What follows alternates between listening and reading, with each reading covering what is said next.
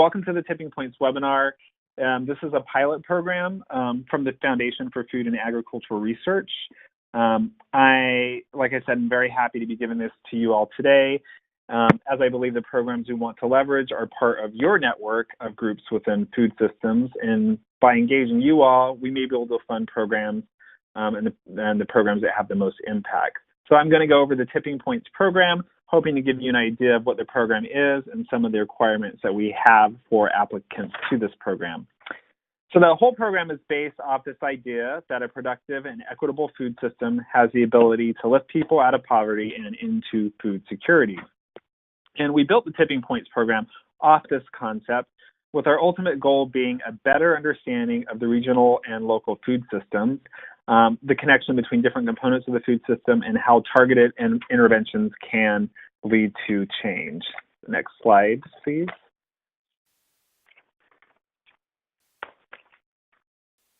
Okay, so I want to start off this presentation with a diagram of activities that occur within the food system. So this diagram is not all inclusive. So there are food system activities that are missing from this diagram, but I'm going to briefly use this to illustrate something we all already know. So how these different activities are connected to each other. So I'm going to state something that's obvious, that in order to have any food available, we need to produce it. I know that we all know this, but in the context of the webinar, I thought I would mention it anyways. So if you don't produce enough food, no one eats. And production, along with other components of the system, affects the price of food. And after you produce the food, you have to distribute the food, and this ties into providing access. So distribution to provide access to food is very important. And if you have a place to access food, then you can acquire it and consume it. This then ties back into the types of food produced.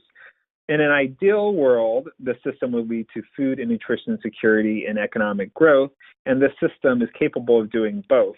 So does our system currently do this? Everyone, I believe, on this webinar knows that it does not. So the next slide, please. Okay, so food is intimately connected to health, and what people eat can influence that. And each of these different parts of the food system, again, this is not all inclusive, can lead to decisions to eat food that are healthy or not. And changes to the food system can lead to enormous benefits, leading to a system where people have enough food to eat to make or to keep them healthy. That's preventative, with the potential to impact the economy in many ways. Healthier people, such as healthier people, and the potential to create jobs. And with food-related diseases being a major problem, not only in our country, but other countries as well, there's been a lot done to target these food system activities so that what the people are actually consuming does not lead to detrimental health effects. Ideally, what we want is a food system that is equitable and that promotes health. So groups, including many of the groups that Extension works with, target aspects of the food system with interventions that they believe will influence change, leading to food security. Next slide, please.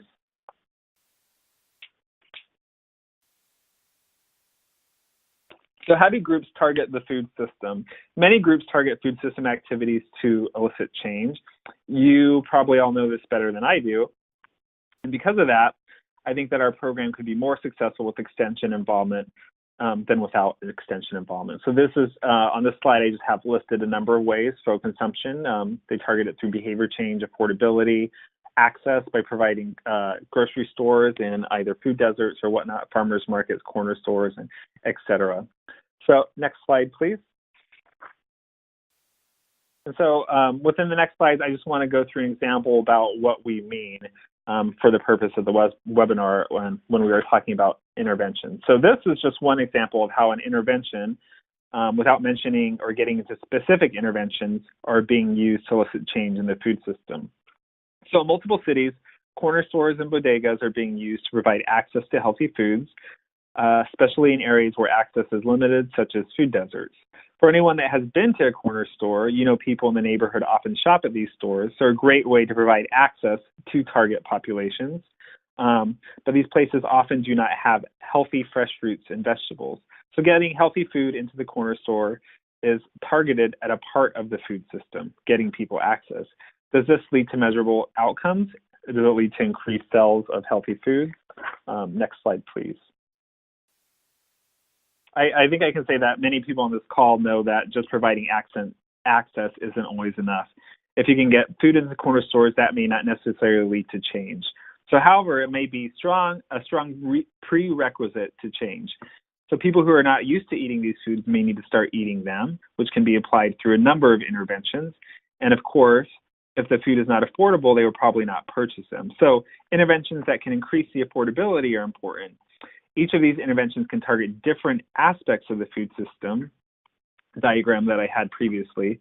But from all the experiences within the community and from your experiences as well, I think you realize that multiple things need to happen that will lead to better food and nutrition security.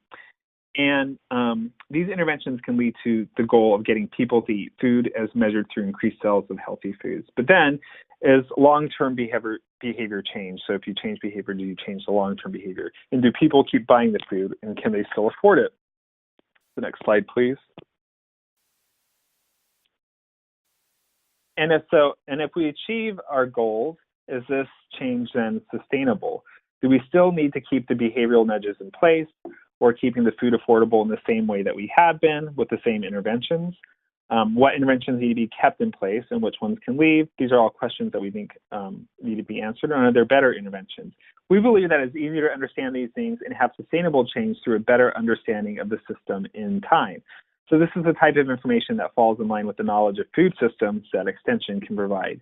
Because your agents are so integrated in the community, Extension would have a really good idea of what is possible, such as community groups that should come together, who works well together, how well the programs and their goals can impact one another. So here we have a hypothetical example, and we're going to go through a couple of these.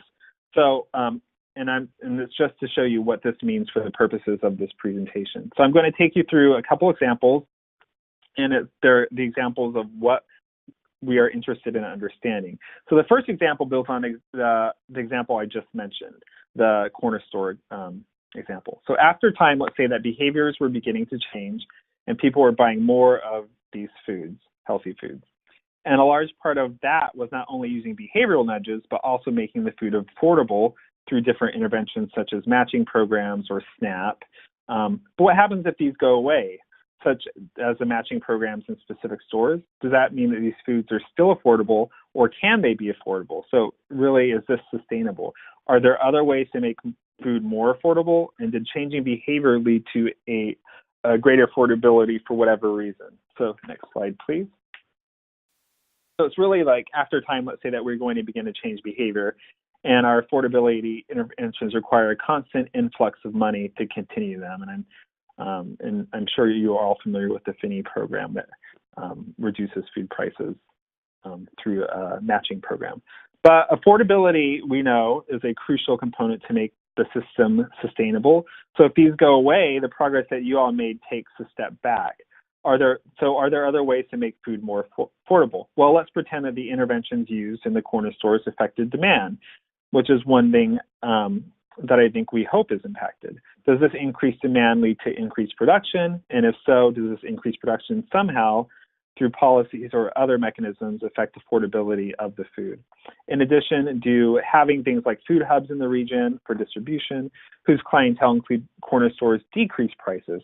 And does this, in combination with what came previously, lead to affordable food? But so in conjunction with this, with all of these things occurring throughout time, the system may have changed due to influences from these interventions. So in this case, we were talking about affordability. Are our interventions targeting affordability still needed? We think that it is important to understand these things, and that outcomes may be reached by many possible pathways, and the mechanisms to achieve an outcome may change with time. So next slide, please. So now we're going to take you through another example. So this is our hypothetical example number 2, and I don't want you to think that we are biased to corner stores, so I'm going to focus on something else. So let's say there's a nutritious meal program. In this case, it is a program that delivers nutritious meals specifically tailored to help a certain population of people. So that's basically the concept is food is medicine. And let's say that this program is shown to be very effective. However, this program probably does not deliver all the people's meals. Maybe it does a few days a week or a few times a day? And if that were true, how can we build on this, or what happens if this program goes away? Next slide, please. So let's say that for this example that we wanted to change behavior, and in this case, the targeted populations are now eating healthier foods and becoming healthier. Well, what about the possibility of other parts of the week? So getting healthy foods other times in the week. Or would people eat healthier foods if this program no longer existed? And by no longer existed, I mean funding decreased or the population became healthier and there was no longer immediate needs for this program. Well, in order to sustain the change in these populations, there may be a need to access healthy food that is also affordable and an understanding of the types of food they need to eat in meals and how to cook them. And so a combination of all these different things, would these then lead to greater health benefits and decreased medical costs? And would that change be sustainable over time? Okay, next slide, please. So I want to go through one more example.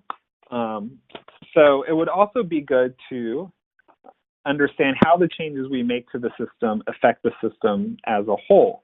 Do these interventions lead to change the way we hope they lead to change, which is an evaluation component? Or does it lead to other types of change, so unexpected change? So here I have access provided multiple ways for specific populations through farmers markets, corner stores, grocery stores, and food pantries. So for this example, do the interventions to impact access through one way impact other access points? Does it inhibit or benefit other access points? Do we need a combination of methods to meet a specific outcome? And are there benefits to having one versus another for the food system as a whole? Next slide, please. Or does the intervention lead to unintended consequences, such as having a grocery store, the next slide, sorry, one more. Grocery store or farmer's market in one area lead to an increased access, or does it lead to changing population dynamics within the system so that the population you were initially targeting are no longer there? So these are just examples of things we are interested in understanding through this program. And we welcome your ideas, which is the purpose of having a competitive program. So next slide, please.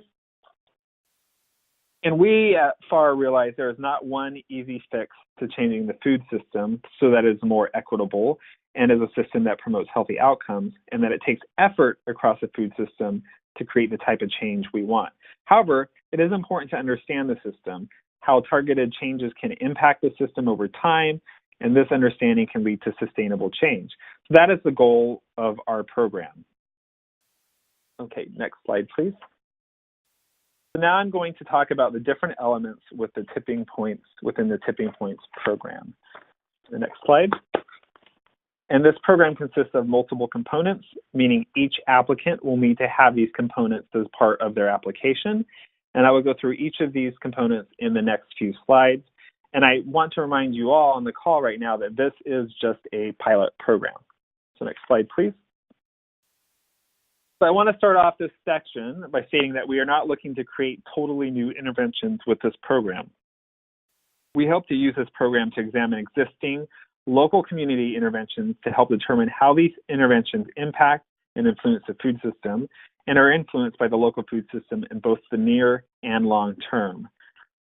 This understanding will ultimately lead to knowledge of how to enhance the outcomes and impacts of interventions, including effectively combining layering interventions, and how the system adapts to the interventions over time, leading to better insights of how best to sustain the impacts from these interventions. So for this program to be successful, multiple groups enacting multiple interventions within a region or community will have to coordinate and work together. And the applicants are well aware of who they can and cannot effectively work with and the interventions within their area. So this is all up to the people who apply, to the applicants. Remember, although the scope of this program is large and ambitious, this is just a pilot program, and you all will know what you are capable of accomplishing within the time and financial constraints that we have set forth. Next slide, please. So in addition to the community groups, collaborations with food system and public health experts may be necessary, whether they're academics or not, such as computer scientists, mathematicians, or others with experience in modeling. And these collaborations are important to begin understanding the interventions attempting to change the food system activities. The next slide, please. So these efforts all plug into understanding the system. A big part of understanding the outcomes of your interventions and how they lead to changing the system is the actual real-world empirical data. So within the efforts already occurring, we expect that you all are already collecting data, intangible data on the outcomes. However, through working with system modelers, it may be determined that different measurements, meaning different data, may need to be collected. So groups will need to decide what inputs and what outputs should be measured and how they actually make those measurements. And by groups, I mean the teams that you all assembled to achieve your goals. And are there tools already available, or do we need to utilize new tools or create new tools? We also want different regions funded through this effort to be collecting similar types of data that is comparable and can potentially lead to standardization of the data across regions. This could also offer opportunities to share insights on how best to collect data and what one another is collecting. One important point is that we want to make is that similar standards can lead to different models potentially being plugged into or able to talk to one another. So if you know that to affect change or sustain change, affordability is an important component, but there are multiple ways to impact affordability, and some might be more appropriate at different time points. It becomes important to have those options for your model. So next slide, please. So once the empirical data is there, which could be the data used to help determine outcomes of individual programs, the groups should use that data to inform the computational modeling. So that would involve working with computer scientists and mathematicians and modelers. And all components of this program are important, but we believe this is an important outcome, the beginning of the model of system modeling that will eventually lead us to understand the food system better, understand the lever points and the multiple pathways that can lead to the outcome we want, and what some of the unintended consequences and benefits are of those interventions. So this is important because the system is complex and dynamic, and system components interact and are independent on each other, and dynamic systems consist of a set of interacting elements that change over time, and understanding the multiple pathways that can lead to an outcome and what the unintended consequences could be is very important to making solutions sustainable. Right, next slide, please. So this leads us really to element 3, the computation modeling component. The development of computational models will come from the team that is built, capable of designing these models. The requirements are that models be informed by real-world data from real-world circumstances. And while there is not specific mathematical or computational models advocated for by this program, we do require that you integrate multiple interventions and/or environmental and regional factors throughout the food system to increase our understanding of the interventions. And these factors include multiple things, including policies. Right, next slide, please. So the model will need to be tested to see how it models the actual world, and it would be very useful to generate novel insights, so the experimentation part of it. So one possibility for regions that share specific interventions is to work on models together, or at least to use data from one region to the next. This could be beneficial to all, as different regions may have similar, meaning a particular set of interventions that occur in a different context, whether they be environmental, policy contexts, or others. Regardless, this model will need refinement, which may mean that your interventions or programs need additional support. Next slide, please. And so on this slide, we have the potential program outcomes, which I'm just going to read through real quick. So the potential outcomes of this program are really understanding of the immediate and longer-term impacts interventions have on food systems. Also, a greater understanding of change that arises from individual interventions working together to transform systems. Also, the standardization and translation of data and collection methods across funded regions, and the creation of tailored multi-level intervention. Next slide, please.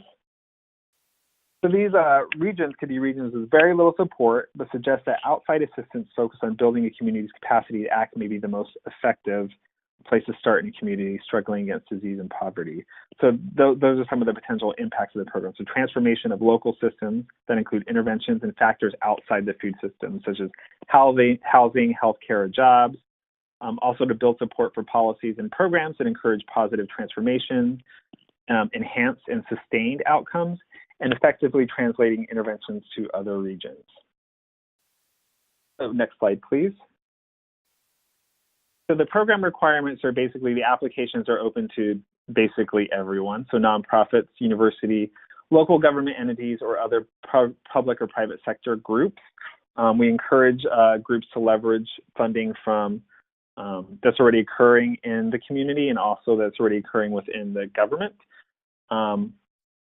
And targeting regions with existing interventions. So that's the part where we encourage leverage. So applicants must build partnerships and leverage at least $750,000 in local regional interventions that are already occurring. So this is just leveraging of that fund, of the money that's already being spent there for these interventions.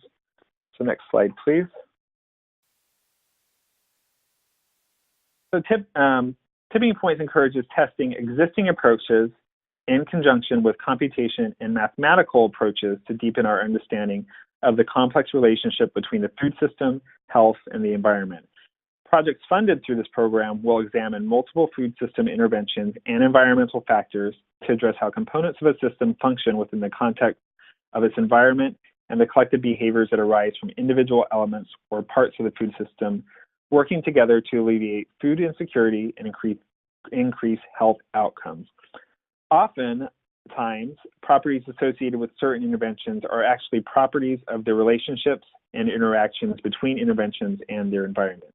So I think that this part of it, what we're looking for, is pretty broad, and it is important for us to have the community come forward with the ideas of what they think fits into this program. We do not know what is in your community, where a greater understanding of the system or parts of the system can lead to the most impact. That part is for all of the applicants to basically tell us. Next slide, please.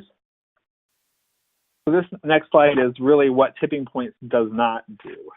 So Tipping Points isn't meant to create new, novel, standalone interventions, or is not meant to be a standalone coordination or planning grants, or to support projects whose sole purpose is to collect and analyze original data. We think that, you know, the coordination and the analyzing data could all be part of a successful application, but we do not encourage groups to apply whose sole purpose is to do that. All right, next slide, please.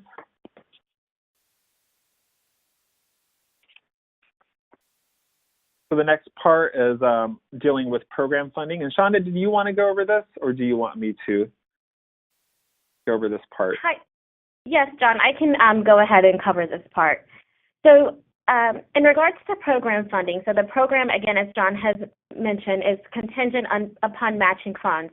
So FFAR has committed $4 million of funds for the Tipping Points program. There will be 4 regions that will be selected and funded. And here is the timeline.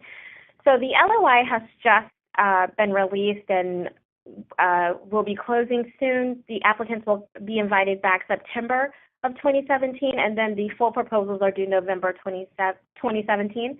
And then we expect awards to be announced the end of December, early January of 2018. And we expect that this $4 million investment will last through a 3 to 5 year grant term.